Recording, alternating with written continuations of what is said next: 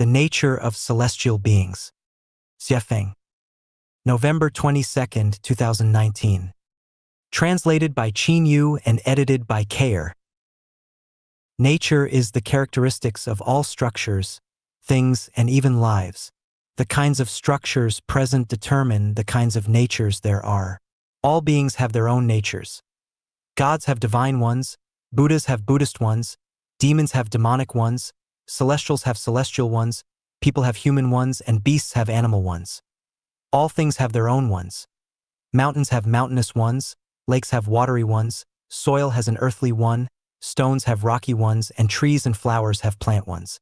The Compendium of Materia Medica introduces more than 500 medicines, with each having their own medicinal properties, natures. Each of the 118 chemical elements in the periodic table have their own characteristics and natures. The differences between some lives and others and between some things and others are determined by their structures. Different structures have different natures. In order for one kind of life to transform into another kind, its structure must be altered toward that desired end. No life's nature will change if its structure remains the same. While it is impossible to change life structures directly without genetic surgery being performed, their life structures are non-material, invisible, and intangible. It is still impossible to alter non-material life structures through surgery. To change a life structure, you must start by changing its consciousness. For example, if you want to become a celestial, then you must transform your consciousness from one of a human to one of a celestial. However, the transformation of a consciousness cannot be reached without centuries of self-improvement and self-refinement. Consciousnesses are too complicated. They penetrate into blood cells, bone marrow, time and space itself, detention information space, and even into one's life trajectory. The components of consciousnesses are enormous. It can often be very difficult to distinguish between human ones and celestial ones because they are ambiguous and specious. Unless there is a higher level of life to point out the direction, it is that the true face of the mountain Lu is lost to my sight, for it is right in this mountain that I reside. There is a shortcut through which people can become celestials, that is, to follow the celestial nature, and it is relatively simple to do this. You do not need to read books on celestial cultivation and spend your limited lifetimes trying to understand them from the principles of truth, meditation, immortality pills, praying to gods, worshipping the Buddha, or reciting the scriptures every day, because even illiterates who follow the celestial nature can become celestial beings. So, what are the natures of celestials and what are their manifestations? People can be divided into these 5 groups: ignorant commoners, laities, mortals, sages, and celestials, saints. Celestials can be subdivided into these 5 types: ghost celestials, human celestials, land celestials, deity celestials, and super celestials. Here I will only express the nature of celestials in the 1,000-year world because this is the easiest state for people to reach. If people can follow the nature of celestials in the 1,000-year world, then they will join them to live the lives of celestials after their deaths. The nature of celestial beings is that they have the following 8 characteristics. They follow what is predestined, are open, leave things to fate, and are free and unfettered. They conduct themselves limitlessly, follow situations, and act flexibly. They are amorous yet never attach importance to affection. They possess nothing and are totally unfettered. They never do anything yet all things happen through them because they follow Tao. They feel no mercy or pity but are natural and unrestrained. They neither contend nor argue, but associate with other celestials. They behave with the elegant demeanor of a celestial being by talking cheerfully and humorously. A life with the above 8 characteristics is celestial one. If you follow their 8 characteristics, then you will possess their nature and you will have doubtlessly become one already. Humans can never achieve any of these 8 characteristics of celestial nature, not even one of them. Of course, people occasionally show signs of celestial natures, but they are just flashes of light and disappear quickly. It is easy to understand theoretically and logically, but extremely difficult to achieve, so it is not easy to become a celestial. For example, could you follow what is predestined, be open? Leave things to fate and be free and unfettered. If you were placed in a cell where you could only eat grass roots, everyone would scold and bully you, and snakes and scorpions would be rampant. Another example would be, could you possess nothing and be totally unfettered if you knew that you were about to die? Could you be free from the worries of the people for whom and the things for which you care? Would you have no fear or regrets, and could you really be totally unfettered? As for conducting with no limit, no mercy, no sadness, those are much more difficult to achieve. Only people who are born with celestial roots can become celestial beings. As humans, you had better stop your wishful thinking. A leopard cannot change its spots, so just be an honest person. 先性解析 Analyses of the nature of celestial beings. Xiefeng. November 23, 2019. Translated by Qin Yu and edited by Kayer. Following that which is predestined, being open, leaving everything to fate, and being free and unfettered. Conducting yourself limitlessly, following situations, and acting flexibly. Being amorous everywhere but never attaching importance to affection. Possessing nothing yet being totally unfettered. Never doing anything while allowing all things to happen through Tao. Feeling no mercy or pity but being natural and unrestrained. Neither contending nor arguing, but walking with celestials. Behaving with the elegant demeanor of a celestial being. Talking cheerfully and humorously. Here we shall analyze each of the above natures of celestials. Following that which is predestined, being open, leaving everything to fate, and being free and unfettered. Following what is predestined is following one's luck and letting it come naturally. Being open is being bold and open-minded but not adhering to etiquette and customs. Following what is predestined and being open means that whether you live in a 5-star hotel or a thatched house, whether you eat delicacies from the land and sea, genetically modified coarse bread, or even moldy leftovers, whether people you get along with are civilized and reasonable or completely savage and uncooperative, whether you live in a hot place with lots of mosquitoes or in a cold place lacking vitality, whether you wear brocaded famous branded clothes or torn rags, that you accept what comes to you, always have a peaceful mind, treat things with an open mind, be generous, and do not care about worldly eyes and comments. Leaving everything to fate means letting fate arrange everything.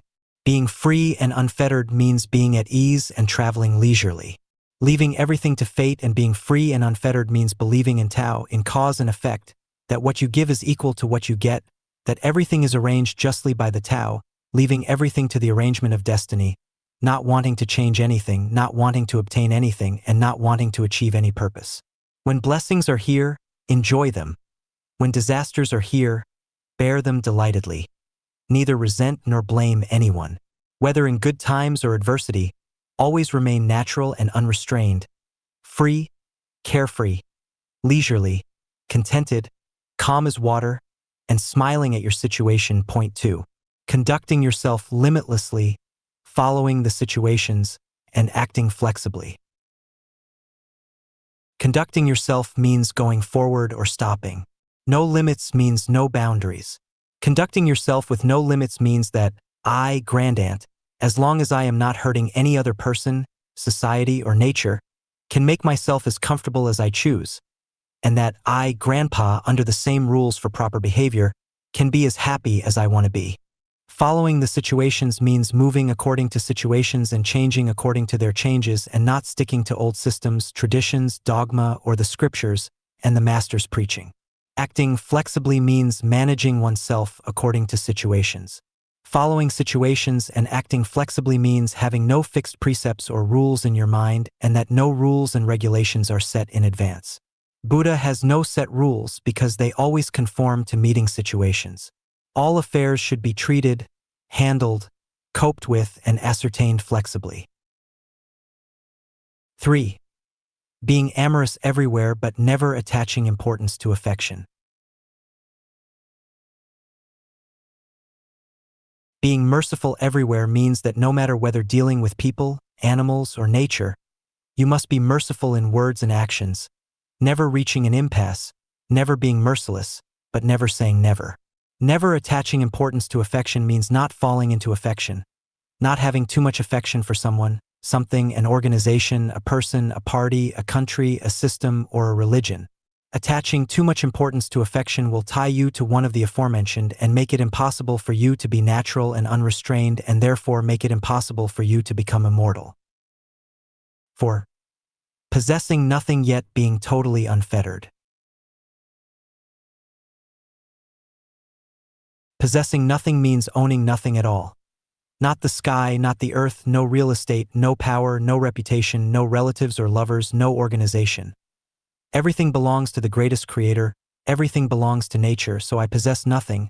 I am united with the greatest creator, with Tao, with all things, and even with death itself. Totally unfettered means having no one and nothing on your mind, that you can go wherever you want and do whatever you want without hesitation, worries, or fear, and that you can stay when you want to stay and leave when you want to leave with absolutely no worries. Because you have nothing, you do not worry about thieves, robbers, people borrowing money from you, being deceived, degraded, nor insulted, nor do you even worry about death. Because you have nothing, there is nothing to contend with and nothing to guard. Whether the sky falls, the earth fractures, the sea floods the land, or the land sinks into the sea. You have no anxieties, no worries. Life is like a bubble, and everything is as passing clouds. 5. Never doing anything while allowing all things to happen through Tao. Never doing anything while allowing all things to happen through Tao means surrendering your life to the greatest creator and leaving your life to the management of Tao with no ideals, wishes, plans, or pursuits, but trusting that nature will arrange everything. Never having any special requirements or anything special to do. You work and rest each day as the sun rises and sets, because all active dharma are like dreams, illusions, bubbles, and shadows. Accomplish doing nothing and attending to non-affairs. If it is funny, play with it. If it is not, do not. If you meet water, then erect a bridge. If you meet a mountain, then open a road. If you meet neither water nor a mountain, then build neither. Do whatever you do with joy and happiness. Drink some tea, enjoy a chat, bask in the sun, or stroll leisurely. Following Tao means taking the way of nature. Family affairs, state affairs, and world affairs are all under the arrangement of Tao. Rewards and punishment, retributions, and the cycles of cause and effect are neither my worries nor any of my business. Never sow in winter or pull up seedlings to help them grow in spring. When it is time to go, be unreluctant to leave. When you should be calm, do not be overambitious. Do not expect more wealth than that which you are destined to have.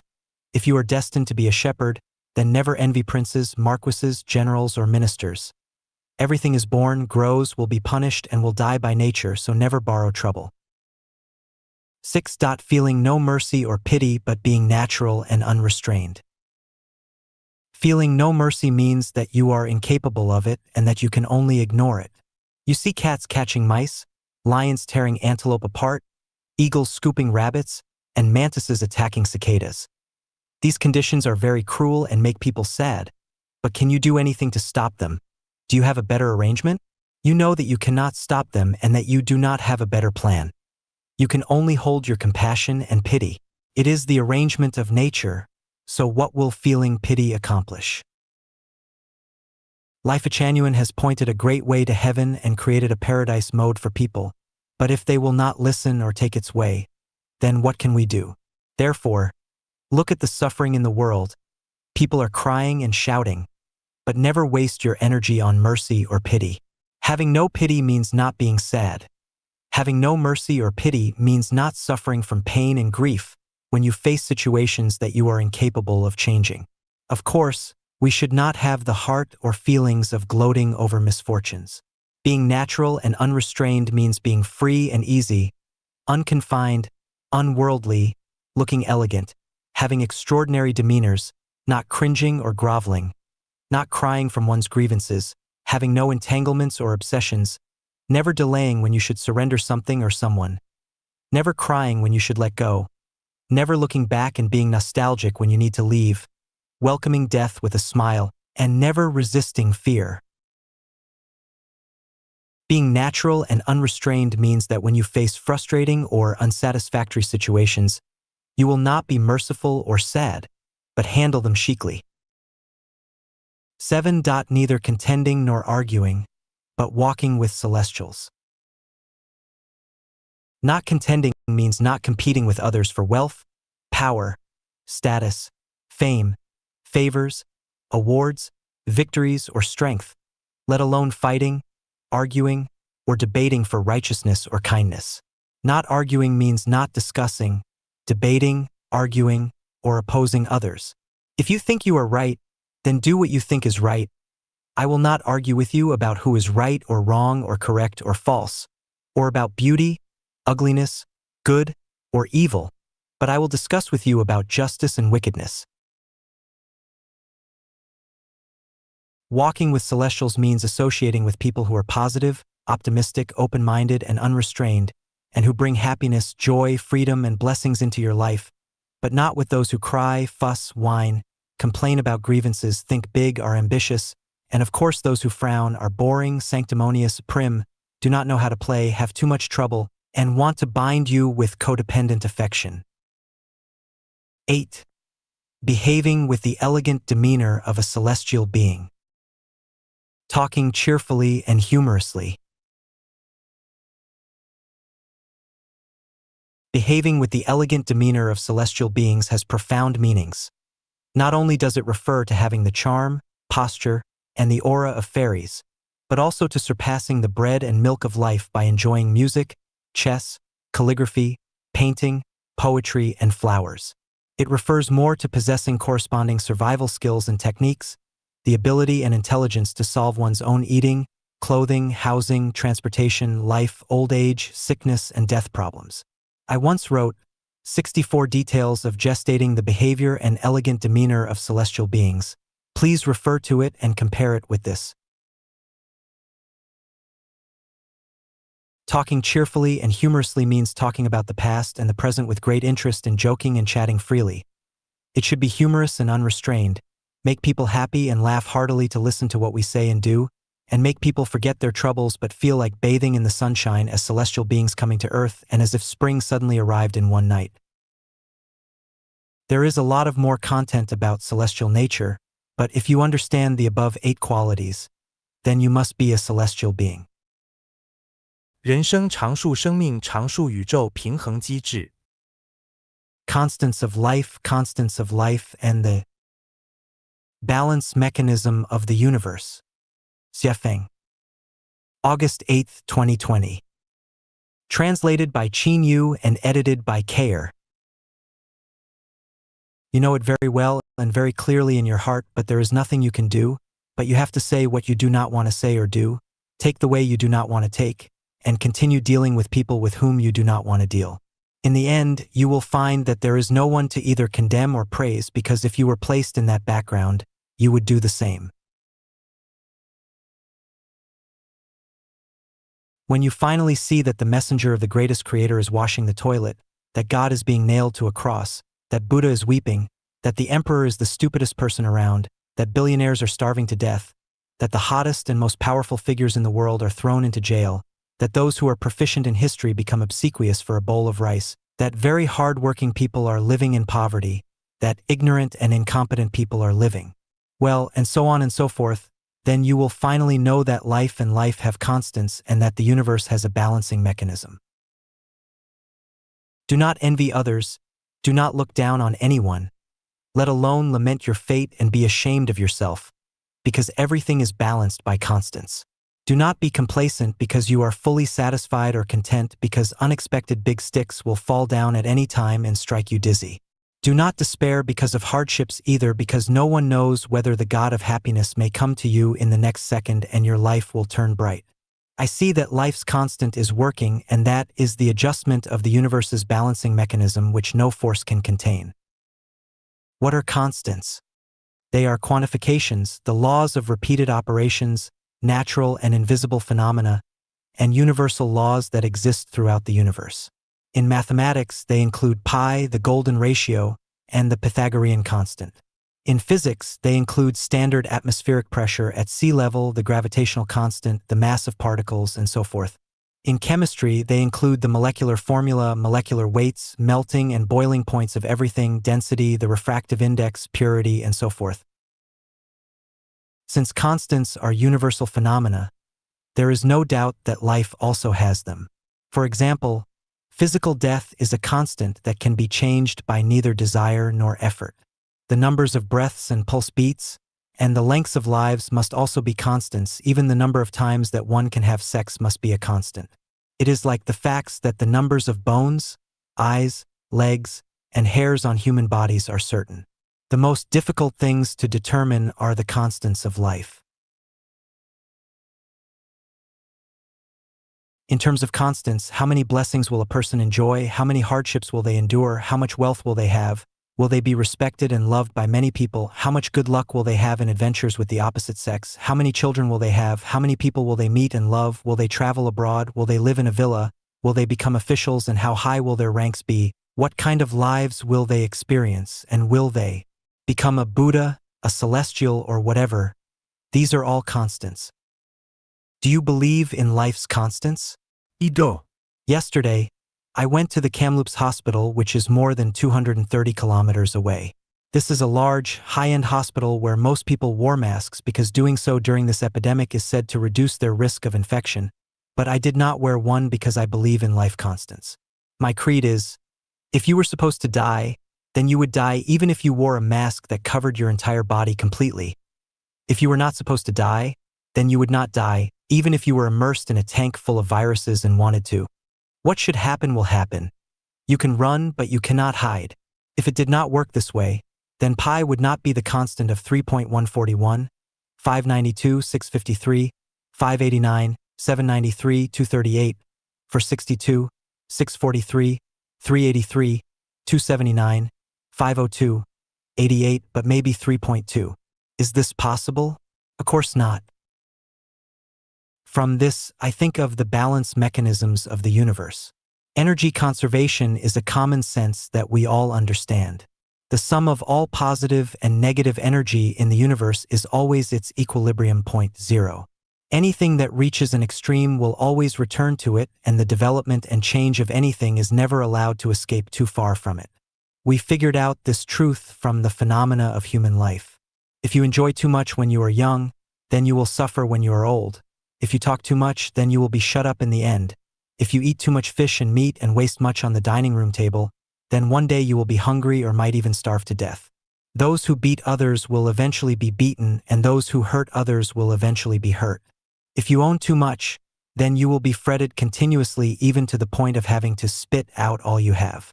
If you are too complacent, then you are bound to look bad in the end.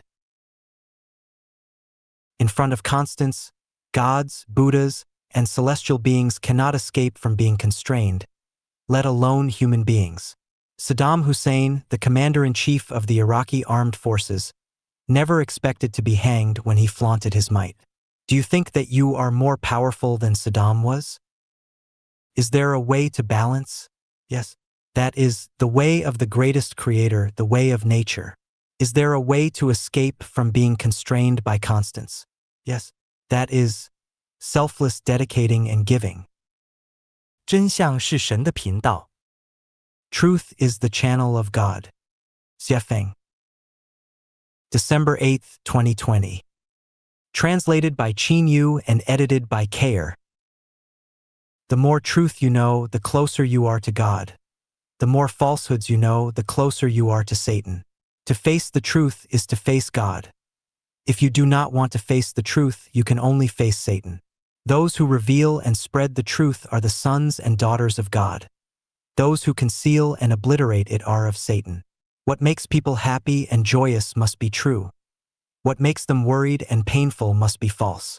If people live in happiness, joy, delight, pleasure, blessedness, they live in truth. If they live in trouble, pain, anxiety, sorrow, and fear, they live in falsehoods. The truth is often hidden in illusions and falsehoods. We can only understand the truth from our own actual feelings. You cannot know the truth by scriptures, nor by masters' preachings, ideals, beliefs, faith, piety, affection, conceptual logic, reasoning, nor by information and reports on TV networks, let alone by your parents' and teachers' words and deeds. Only your own inner feelings will teach you the truth. It is like durian and stinky tofu. Any description from the outside world is not its real taste. You can only know that by tasting it yourself. You should have a taste of the truth. The truth is not horrible. What is horrible is to be perplexed by the false. To make your life better and enter heaven, you must face the truth. The more you escape the truth, the more miserable your life will be and the more you will slide into an abyss. This world is completely shrouded in falsehoods. Everyone lives in them. The truth spread by people in falsehoods is also a kind of high-level falsehood. If you listen to and believe it, then you will be fooled by the devil. All concepts are shackles, barriers, and obstacles to finding the truth. The more concepts you learn from the human world and the more human-created truth, the further away you will be from the real truth. If you want to learn, just learn from all the things and phenomena in nature because only they can reveal the real truth to you. In terms of enlightening value, the most valuable words of mankind in this session belong to the words of Jesus Christ, Buddha Shakyamuni, and Celestial Lao Tzu. So go and find the road to the truth in the Bible, the Diamond Sutra, and the Tao Te Ching. These are the most direct revelations. If you are really too stubborn to find the truth, then try to get rid of troubles, pain, anxiety, sorrow, fear, and death. The way to happiness, joy, freedom, blessedness, and eternal life is to let the greatest Creator live in your heart. Trust the greatest Creator completely. Then go forward by following your feelings and the greatest driving force in your heart. Being true to yourself is also facing the truth. Do not deceive yourself. Nothing about you has anything to do with others. If you think that everything about yourself is caused by others, then you must be living in falsehood and you have not yet found the real truth. 什么样的环境招来什么样的生灵？ 55. What kind of environment attracts what kind of creatures? Xiafeng. September 21st, 2019. Translated by Qin Yu and edited by Kayer. The front and rear yards of Life-Chanuan's International Family Headquarters in Canada are each more than 2,600 square meters. In 2017, they were both highly covered in debris and no birds visited either of them. In 2018, I started to clean both yards, but as our lawnmower was small, the thatch in the backyard was not cleaned up and birds continued to remain distant, but several Canadian geese and crows were attracted to the front yard. In 2019, I bought a larger mower and cleared both yards to be green and lush. Then in the spring, many unknown birds appeared, especially hummingbirds. A flock of crows came to the lawn for food and stayed for a long time. Sometimes the lawns housed more than 70 birds at once. In spring and summer, more than a dozen Canadian geese began foraging for food in the front yard, and recently in autumn, more than a dozen Canadian geese began to leisurely forage in the backyard. From the above phenomenon, I came to the revelation that the types of environments will determine the kinds of creatures who will be attracted to them. The former third branch of Life-Chanuan in China was located in a valley, and after more than a year of environmental renovation by our Chanyuan Celestials, groups of chirping birds became attracted to it. From morning to night, the chirping of birds had become endless and they were very beautiful to hear. It was really a case of birds singing and flowers giving forth their fragrances. Do you remember the few persimmon trees from which we ate most of the fruit, leaving the remainder for the birds? Then we planted a few acres of wheat, all of which the birds ate. Someone suggested that we should not let the birds eat all of our wheat, but I countered that it did not matter who ate it. Let the birds eat it. As a result, there were more and more birds, and they settled in the third branch in pairs and groups all year round. The type of environment determines the types of creatures that will be attracted to it. Mountains attract tigers, grasslands attract wolves, jungles attract lions and leopards, stagnant pools attract crocodiles, Wetlands attract migratory birds. The Gobi Desert attracts lizards. Green mountains and blue waters attract good weather. Poor mountains and stale waters attract violent storms. Bad emperors attract treacherous villains. Wise emperors attract upright ministers and righteous men. Brothels attract whoremasters. Galleries attract artists. Casinos attract gamblers. And battlefields attract soldiers. A large number of phenomena in nature and human society prove that the type of environment will determine the kind of creatures that it will attract. Environments are divided into natural ones and spiritual ones. Natural ones are like this, so what about spiritual ones? The answer is the same. The type of spiritual environment determines the types of gods and deities who will be attracted to it. If the spiritual environment is like a garden of flowers, then it will attract bees and butterflies, but if it is more like stinky shit, then it will attract flies. There is a large number of stories about soul possessions among the people. This kind of phenomenon definitely exists. As for the type of soul possession, that is determined by the spiritual environment of the possessed. Those who deliberately mystify things will be possessed by ghosts or monsters. Those who talk about spirits and deities will be possessed by evil spirits. Those whose spiritual environments are pure will attract angels and bodhisattvas, and those whose spiritual environments are extraordinary and spotless will be possessed by gods. Understanding the above principles, we can explain some phenomena, such as earthquakes, volcanoes, tornadoes, hurricanes, floods, plagues, turmoil, fires, and so on. There must be something wrong with people's spiritual environments in those places because each of those environments can invite either auspiciousness or disasters. Similarly, if people often encounter villains, bullies, insults, ugly scenery, misfortunes, and disasters and unhappy people or things, then needless to say, it is their own spiritual environments that have gone wrong. The problem is caused by their own spiritual environments. From this, we can further understand the truth of how to be human beings. If we want nature to make the weather smooth, then we must love her and cherish her life. If we want to make our life safe and smooth, then we must have kind thoughts in our hearts, not thoughts of hurting others and taking rash actions, but of restraining our greed. If you want to attract butterflies and bees, then you must grow flowers in your soul garden. If you want to attract birds, plant more fruit trees, and if you want to attract noble people, be grateful. Have you ever seen God with your own eyes? Have you ever seen the Buddhas? Have you ever seen a fairy? No? Do you know why you have not seen them? The reason is that the environment of your mind is not worthy of doing so. I have a saying, absolutely beautiful things can only be enjoyed by absolutely beautiful lives. Pigs only deserve to live in pig pens, and regular people are only worthy of struggling in the world of suffering. If we want to enjoy our lives in fairy worlds, then our spiritual environments must match the fairy world environment. The Queen Mother of the West would never invite anyone beautiful natural and spiritual environments instead of devoting all their time and energy to study, work, and forming connections.